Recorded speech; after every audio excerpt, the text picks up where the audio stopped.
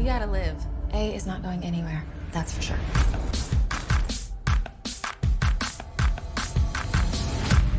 A's targeting us. If we can figure out what went down between Angela and our moms, It might help us figure out who A is. What about Sheriff Beasley? He went to school with our moms. Would Sheriff Beasley kill his own daughter? Is there any universe in which creepy train guy is A? AKA Crazy Joe. definitely a person of interest.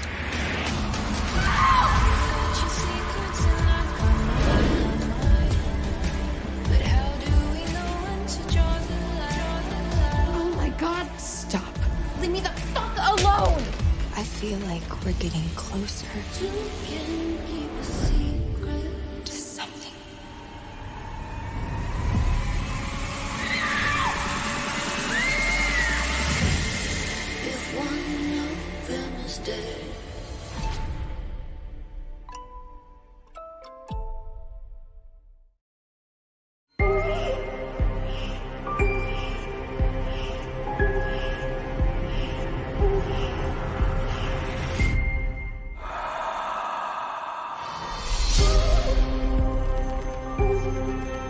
We talked about the season as really feeling like a horror movie. Those first 3 episodes tell the first 20 minutes of the movie Halloween, which are the only 20 minutes of the movie that are set during the day. And you meet our characters slowly. You meet Jamie Lee Curtis, you meet her friends. You see the creeper. He's out in daylight the same way you see Michael Myers in those first 20 minutes. And then you see in 104 and 105 the day before, and then Halloween itself. We have several mysteries to uncover in this season, and not all are directly tied to our slasher villain.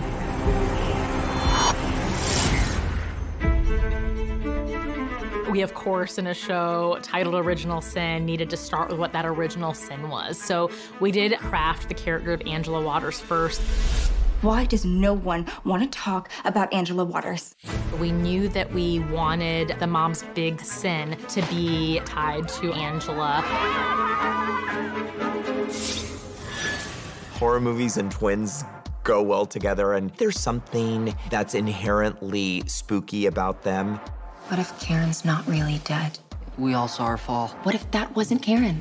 What if it was Kelly? The idea that there are 2 people who look identical and that they might be lying to you or they might be switching their identities. Farron doesn't trust easily. She is so sure about who she believes Karen to be, even after death. If Karen could see us now. If only. We're gathered here to make contact with the spirit of Davy Lee Adams. Imogen is discovering the truth, which is she didn't know her mom. When you're young, your parents are your parents. You don't really see them as people. For someone like Imogen, all she knows of her mom is that she is an amazing, loving mother.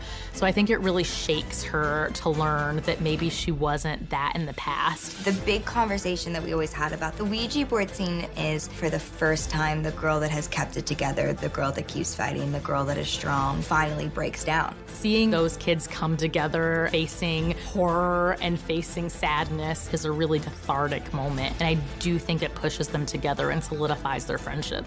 Why would you leave me? Did it have something to do with Angela Waters? Seriously? You have nothing to say? Fuck you! Everybody's just demanding answers, but everybody's keeping secrets. The camera that Tabby sets up in the boys' locker room is the very first attempt at confronting her trauma. She is very slow to do anything with it. She just knows that she's desperate for any detail, anything that could trigger a memory. One of the things that she's doing throughout the season is that she's processing her trauma through her art and through filmmaking.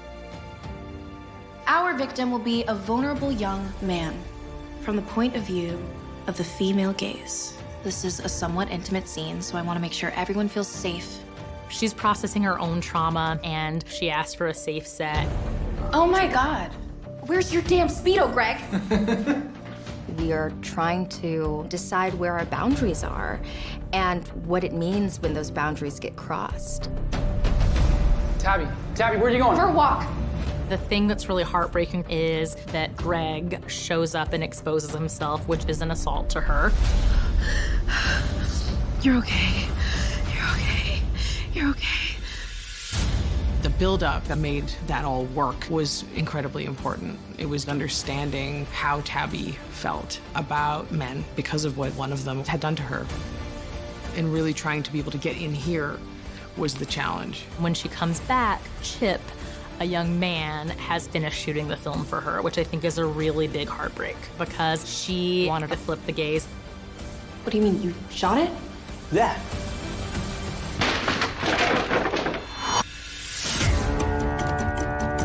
We wanted A to not have the light shown on him until episode 4 when we have our rooftop chase with Noah.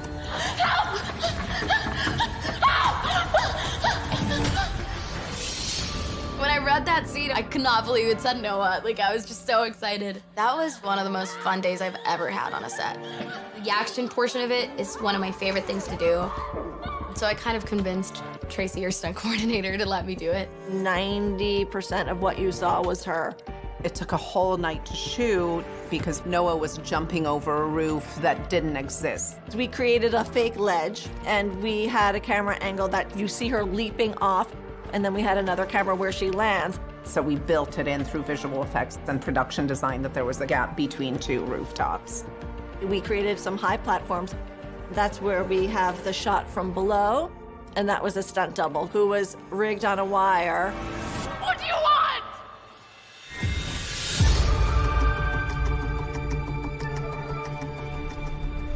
Halloween is a ghoulish night. Halloween's the scariest night of the year, and a chance for everyone to dress up, everyone to walk around costumed. It was so much fun with Mouse. We built the Wendy the Witch costume, and it just felt true to her. So it almost felt like a costume she could have had when she was 5.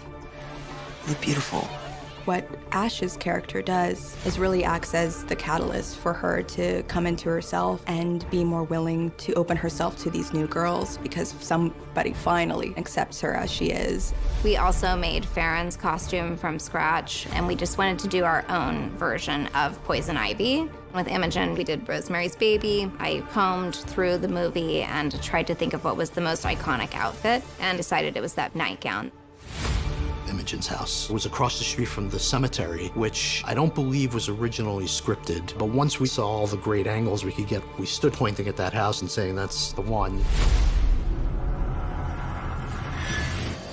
The lead up to the Tyler kill was a huge challenge, a massive undertaking. We know something that none of our other characters know. We have the privileged information, which is that A is crashing this Halloween party, spying on all of our characters. We do those iconic, classic POV shots like Michael Myers at the beginning of Halloween. Hey, we can make our own movie. And once you see it, you will beg me to give it to you.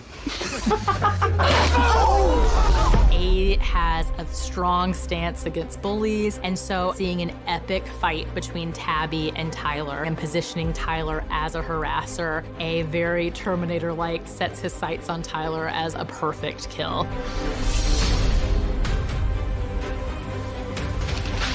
The notes for the Creeper and Tyler in the bathrooms were, we want it brutal and we want it violent.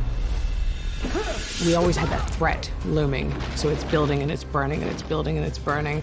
And then once we got to this Tyler kill, we saw what he's actually capable of. And the camera doesn't tilt away.